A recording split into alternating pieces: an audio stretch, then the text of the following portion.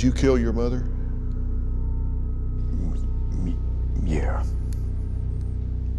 You killed your mother.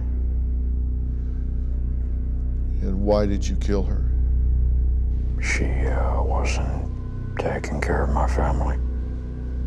Meaning you and your brother? Yeah. Is that who you mean?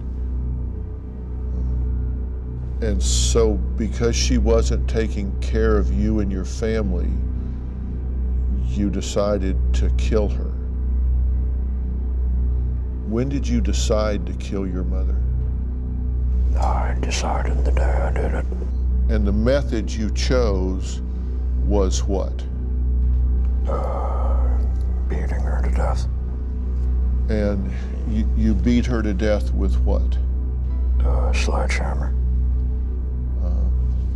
And how many times did you hit her with the sledgehammer? I don't remember. About. Did you hit her once, or did you hit her 10 times or 100 times? I'd say about 20 times. Was this a 3-pound sledgehammer, 5-pound sledgehammer? I don't know. Heavy. Yeah. Way bigger than a hammer. Right? Mm-hmm. Yeah. And where did you hit her? In the head. Where was she when you did this? She was in her room. What was she doing? She was asleep. Okay, so your mother was asleep in her room, and you opened the door and went in there? Okay, and you need to help me understand here. You're standing outside her bedroom door. You've got a sledgehammer in one hand. You've got your hand on the doorknob with the other. And you open that door, what's going through your head at that moment? I don't remember. My mind was pretty much blank. Where did you get the hammer? I got it from our garage. Did you go out to the garage to get it that night? And this was about 11 o'clock at night, right? Yeah. So where were you right before you went to the garage? Where were you when you made up your mind to do it?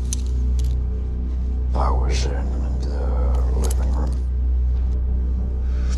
Why kill her that night?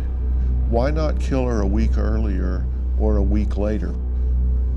Something made that night the night. I had enough. You had enough? Why that day? I just thought it was a good time. You remember opening the door, right? It wasn't locked? It wasn't. Did you stand there and look at her for a minute before you did it? Yeah. Did you say goodbye to her in your mind? No. And when you swung that hammer the first time, did you swing it hard? Yes. Did you swing from over your head? Mm-hmm. I mean, was this a big swing from over your head? Did she make a noise? I could just hear the hammer hitting her head. And what did it sound like? There was this wet thumping sound. Yeah. How long before you hit her the second time? Just a few seconds. Did you think she was already dead? She woke up and she started seizing up. Did she look at you? I looked into her eyes, but she didn't look at me.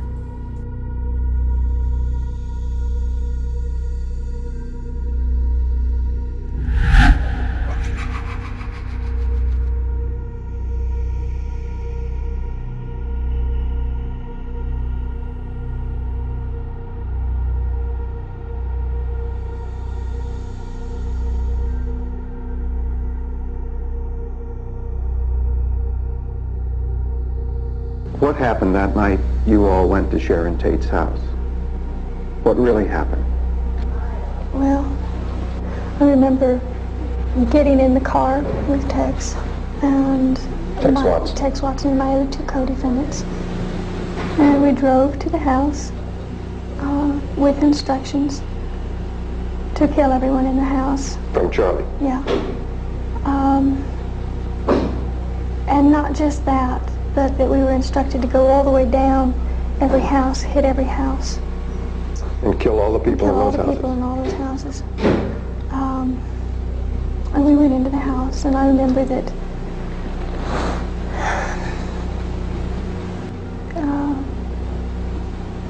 a car came up to the driveway, and I remember Tex getting out, and without saying anything, there were gunfire shot. I was in the bushes, and that's when the young boy Stephen Parent was killed. He was killed in the car outside. Right. The people in the house were all brought into the living room and tied up, and I remember that Wojtek Bakowski, I believe is his name, I had tied his hands with a towel and then was instructed to kill him. And I raised the knife that I had in my hand, and I couldn't put the knife down. I couldn't bring it down. It was just as though there was a force there that held my wrist, and I couldn't move.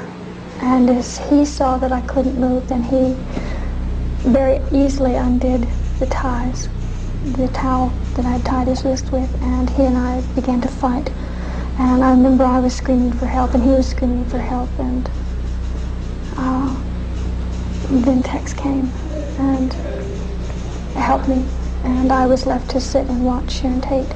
And about that time, all I can remember seeing people just scattering in different places and running in different places, and I was left sitting with Sharon Tate, and she was talking to me, and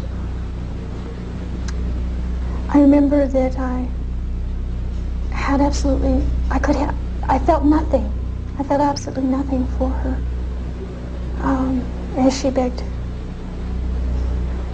for her life and for the life of her baby.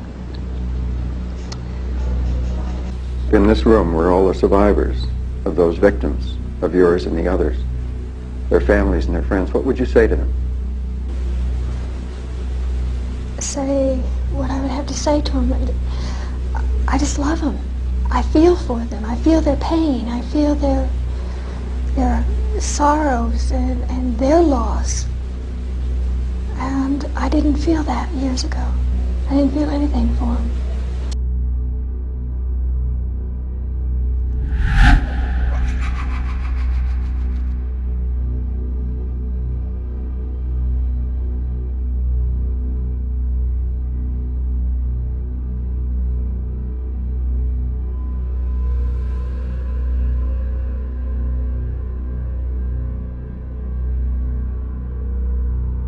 Do you remember what happened after the emergency services turned up at the house?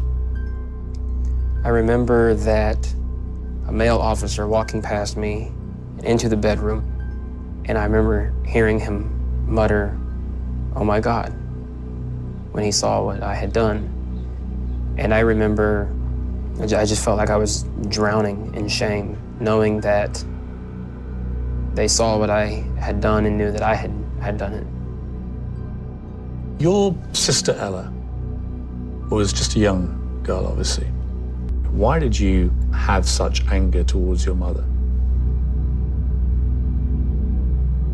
I spent a lot of time feeling alone as a child. A lot of time feeling left out, not only by my peers, but also by my own family. But you had done this specifically in the end, yes, to cause your mother maximum pain. This has achieved your goal, which was to effectively mean your mother lost both her children at once, one to death, one to incarceration. When you saw her completely grief-stricken and in utter torment, that is what you were hoping to achieve by your actions. So I'm just curious whether the reality of what you hope to achieve lived up to your expectation or hope. No. At no point did I ever feel like I had accomplished something or that I had achieved a goal. And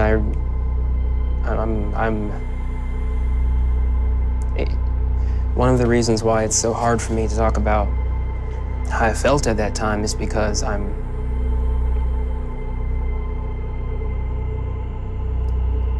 completely estranged from who I was then. And now I can't comprehend how I could ever have thought that killing my sister would solve my problems. It's like we're here talking about a completely different person. It's like you're asking me to try to climb inside someone else's head and peer through his eyes and catalog his thoughts.